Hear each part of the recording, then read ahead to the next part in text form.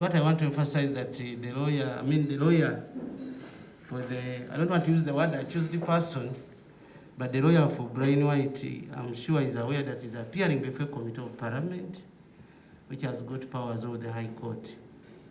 So in addition to what my colleague has just said, for me, I think let him put his words under oath so that we go and verify the information.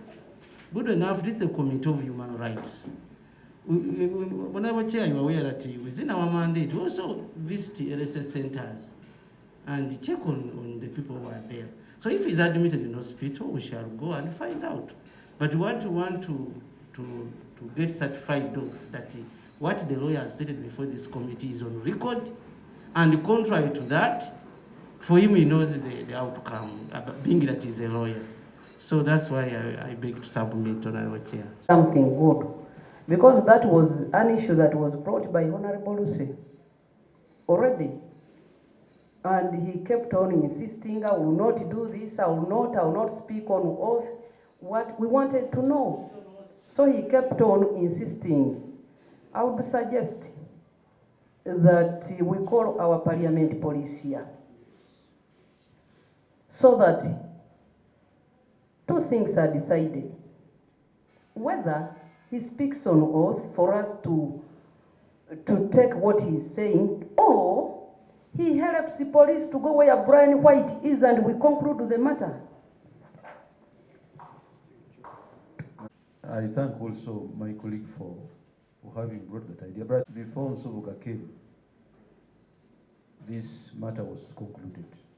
And it was not the lawyer who was saying, I'm not going to take oath, but I think we are looking at an angle. An advocate who is representing someone who is not there. Then you compel an advocate to take oath, whether it is valid or not. That's how we were looking at it. How should we make an advocate who has come to court to represent Abbott and I say that Abbott is in the islands?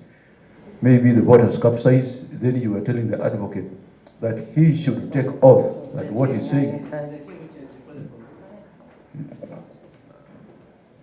I don't know how you understand, but does an advocate become a witness or he represents someone? Honorable Chair, of police coming, and then they just go to see Brian White in hospital. But issues of oath, I think we should put them to rest, Madam Chair.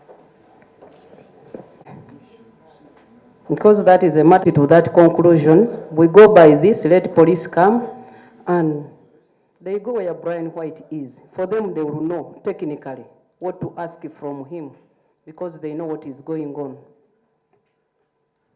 Madam Chair, like I earlier stated, let us, I think we have a very, very serious in-house discussion to do, like immediately.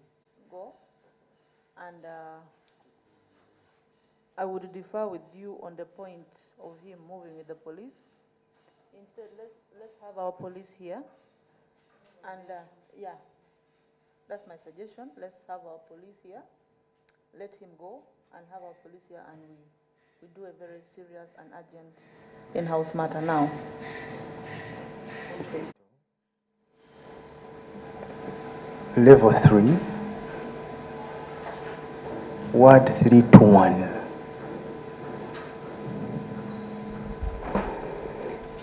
Secondly, when are you bringing the letter? What time?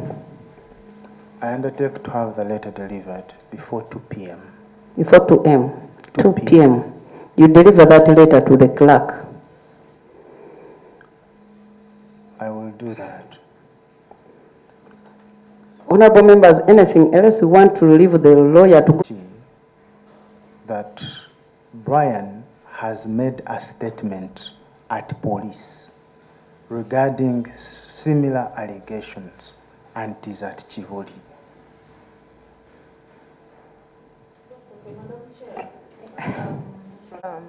It's okay. Police is it's an agency of the state.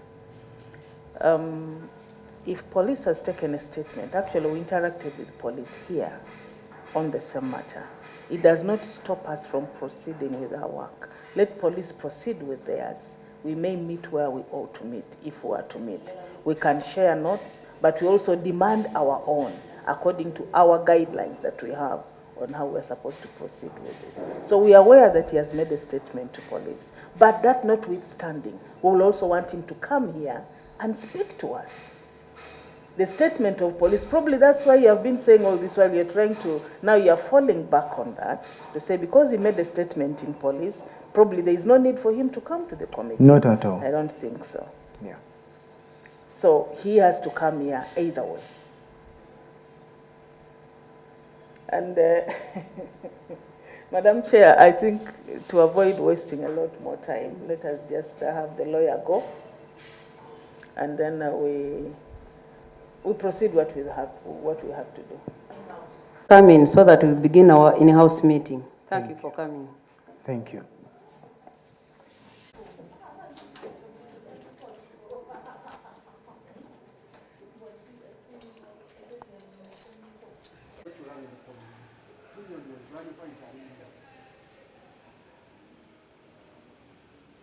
Tewali akwese Brian White. Brian White ali mu ddwaliro mulwadde era ayagala okufinding out amazima ali wadde embegende Nakasero teri wala eri wano e Uganda ali ku Nakasero Road. So omuntu asobola kugamba nti omuntu bamukwese ate nga ali mu ddwaliro. Abadde admitted kubanga omuntu bw'ogenda mu ddwaliro basobola okugamba when he was admitted.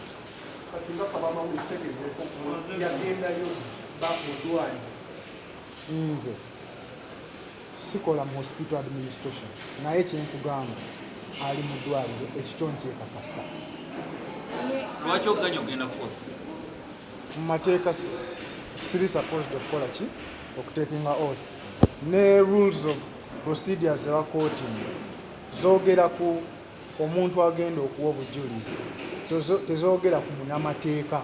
So munnamateeka talina responsibility okutekinga oath. Ekyo proposinga police okwata kubanga omuntu mulwadde.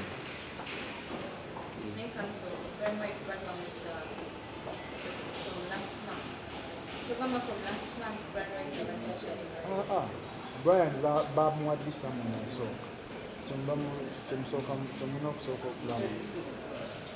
Someone yasooka yagifuna late, but he still managed to ask me to appear when he was sick at that time, and he committed to appear on the second one. He is sick, so I don't know why abantu abalowooza nti maybe there is some kind of play going on, maybe some kind of game, so that he doesn't appear in Parliament. Why? What if someone is genuinely actually died? Why must you always have a thought that the person is actually trying to hide from coming to Parliament? It is wrong to think like that. So, mubere positive. Yes, mubere positive, because this is sickness. Even if it takes a month, can't someone heal and come back? Yes. So why are you thinking that maybe a person is not appearing because he has a problem, or maybe someone is hiding them? If it is sickness, he will heal and he will appear before Parliament. That is all. Thank you.